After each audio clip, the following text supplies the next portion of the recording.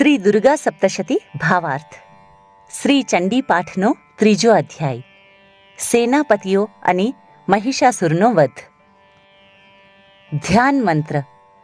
જેમના અંગોની શોભા ઉદીયમાન સહસ્ર સૂર્યો જેવી છે, લાલ રેશમી વસ્ત્રો ધારણ કર્યા છે, ગળામાં મુંડની માળા શોભે છે, રક્તચંદનથી લેપાયેલા પયોધરવાળા અને જેમ કરકમલોમાં જપમાળા, પુસ્તક, અભયમુદ્રા અને વરમુદ્રા ધારણ કર્યા છે, એવા 3 નેત્ર સહિત કાંતિથી શોભાયમાન વદનારવિંદવાળા દેવીએ મસ્તકે ચંદ્ર સહિત રત્નમય મુકુટ બાંધ્યો છે અને કમલ પર વિરાજમાન દેવીને હું વંદન કરું છું.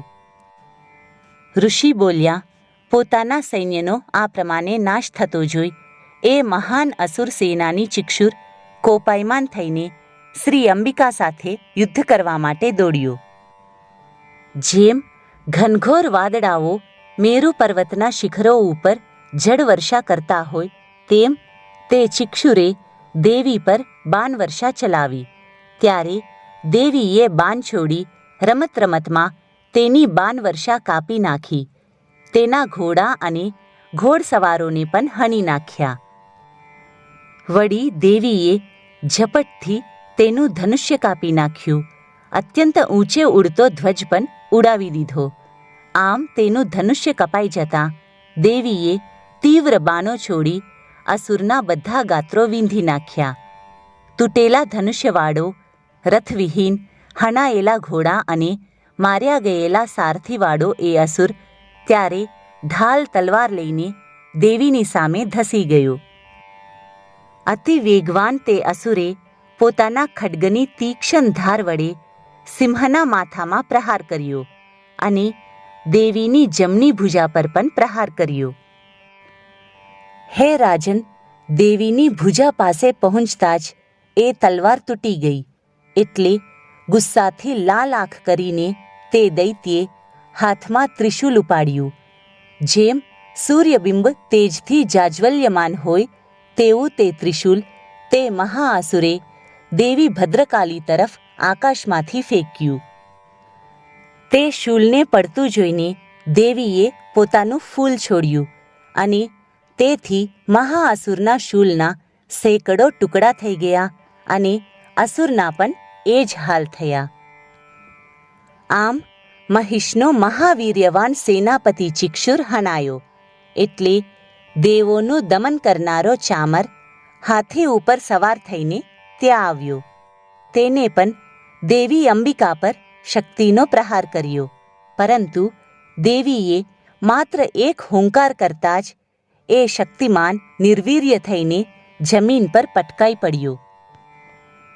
પોતાની શક્તિને આમ ભોય ભેગી થયેલી જોઈને ચામર ક્રોધે ભરાયો અને તેને દેવી પર શૂલ ફેંક્યું. તો દેવીએ એ શૂલને બાણો વડે છેદી નાખ્યું. ત્યાર પછી દેવીના સિંહે કૂદકો મારીને હાથીના મસ્તકે ચઢીને દેવશત્રુ દાનવો સાથે બાહુયુદ્ધ કરવા માંડ્યું. આમ લડતા લડતા બંને હાથી પરથી જમીન પર આવી પડ્યા અને અત્યંત ક્રોધે ભરાઈ દારૂણ પ્રહારો વડે લડવા લાગ્યા.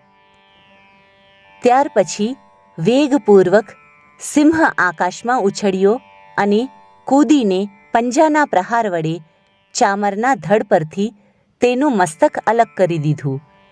દેવીએ શિલા અને વૃક્ષોના પ્રહારથી રણમાં ઉદગ્નને હણ્યો તથા દાંત, મુઠ્ઠી અને લાત મારીને કરાલ નામના દૈત્યને ગબડાવી પાડ્યો.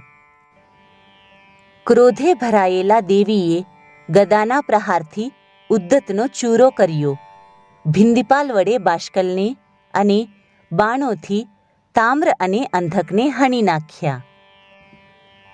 ત્રિનેત્રા દેવી પરમેશ્વરીએ પોતાના ત્રિશૂલ વડે ઉગ્રાસ્ય, ઉગ્રવીર્ય તેમજ મહાહનુ નામના ભીષણ દૈત્યોનો સંહાર કર્યો. તલવારના ઘાથી બિડાલનું માથું ઉડાવી દીધું.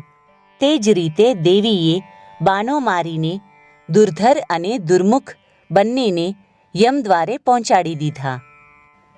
આમ પોતાના સૈન્યનો ધીમે ધીમે નાશ થતો જોઈને મહિષાસુર પાડાનો રૂપ લઈને દેવીના ગણોને ત્રાસ આપવા લાગ્યો. કેટલાકને તુંડના પ્રહારથી તો કેટલાકને ખરીઓ વડે ઘાયલ કરી નાખ્યા, કેટલાકને પૂંછડું વીંચીને તો કેટલાકને શિંગડા ભરાવી મારી નાખ્યા, કેટલાકને સપાટામાં લઈને, કેટલાકને બરાડા પાડીને, કેટલાકને ગોળ ગોળ ફેરવીને તો કેટલાકને નિશ્વાસના બળથી જમીન ઉપર પાડી નાખ્યા. આમ દેવીના ગણ સૈન્યને પાડી દઈને તે અસુર મહાદેવીના સિંહને હણવા દોડ્યો. ત્યારે દેવી અંબિકા કોપાયમાન થયા. તે મહાશક્તિવાન મહિષાસુર ગુસ્સામાં આવીને પૃથ્વીના તળને ખરીઓથી ખોતરવા લાગ્યો.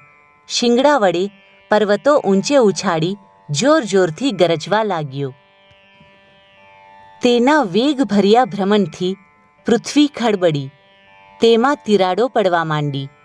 પૂંછડાના પ્રહારથી સમુદ્રના પાણી ચારે બાજુથી પૃથ્વીને ભીંજવવા લાગ્યા. એના ડોલતા શિંગડાના અથડાવાથી વાદળો વિખાઈને ટુકડે ટુકડા થવા લાગ્યા. શ્વાસના પવનથી ઉડેલા સેંકડો પર્વતો આકાશમાંથી નીચે પડવા લાગ્યા. આમ ક્રોધથી ધુવા ફુવા થતા તે મહાદૈત્યને પોતાની તરફ ધસતો જોઈને દેવી ચંડિકા તેનો વધ કરવા કોપાયમાન થયા. દેવીએ તેના તરફ પાશ ફેંકીને એ મહાદાનવને બાંધી દીધો. મહાસંગ્રામમાં પોતે બંધાઈ ગયો છે તે જોતા તેને પાડાનું સ્વરૂપ ત્યજી દીધું. પછી તરત એ સિંહના સ્વરૂપે થયો એટલે અંબિકા દેવી તેનું શિર છેદવા તત્પર થયા. ત્યાં તો તે જ ક્ષણે એને સિંહનું રૂપ છોડી દઈને હાથમાં ખડ્ગ ધારણ કરેલા પુરુષનો સ્વરૂપ લઈ લીધો. દેવીએ તરત જ એ ઢાલ ખડગવાળા પુરુષને બાનો વડે વીંધી નાખ્યો. તો તેને યોદ્ધાનું રૂપ છોડીને વિશાળ હાથીનું રૂપ ધારણ કર્યું. એ હાથી સૂંઢથી મહાસિંહને ખેંચતા ગર્જના કરવા લાગ્યો. ત્યારે દેવીએ તે સમયે પોતાના ખડગ વડે તેની સૂંઢને વાઢી નાખી. ફરી એ મહાદાનવે પાડાનું રૂપ ધારણ કરી લીધું અને પહેલાંની જેમ સચરાચર ત્રિલોકને સંક્ષુબ્ધ કરી મૂક્યા.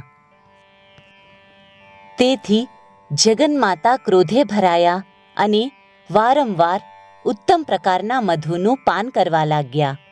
ચંડિકાના નેત્ર લાલ થયા, તે હસવા લાગ્યા. ત્યારે બળ અને વીર્યના મદમાં ઉદ્ધત થયેલા તે અસુરે પણ ગર્જના કરી અને પર્વતોને પોતાના શિંગડા વડે ઉઠાવી દેવી ચંડિકા તરફ ફેંકવા લાગ્યો.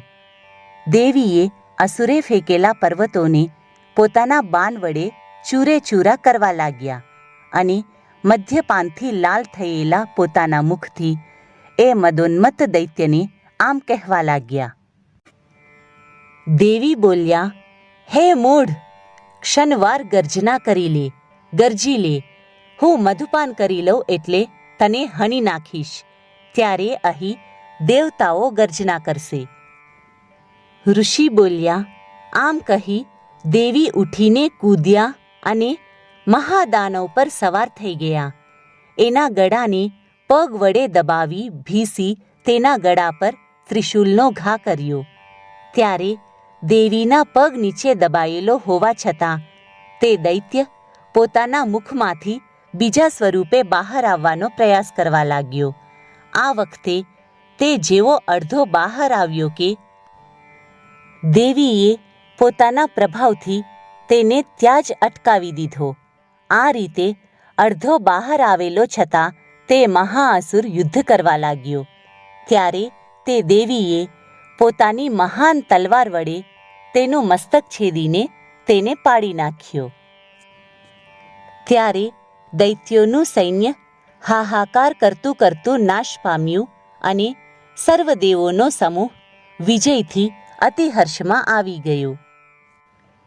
સદડા દેવો અને દિવ્ય મહર્ષિઓ તે દેવીની સંતોષપૂર્વક સ્તુતિ કરવા લાગ્યા. ગંધર્વપતિઓ ગાયન કરવા લાગ્યા અને અપ્સરાના સમૂહો નૃત્ય કરવા માંડ્યા. શ્રી માર્કંડેય પુરાણે સાવર્ણિક મન્વંતરે દેવી મહાત્મ્યે મહિષાસુર વધ નામનો તૃતીય અધ્યાય સમાપ્ત.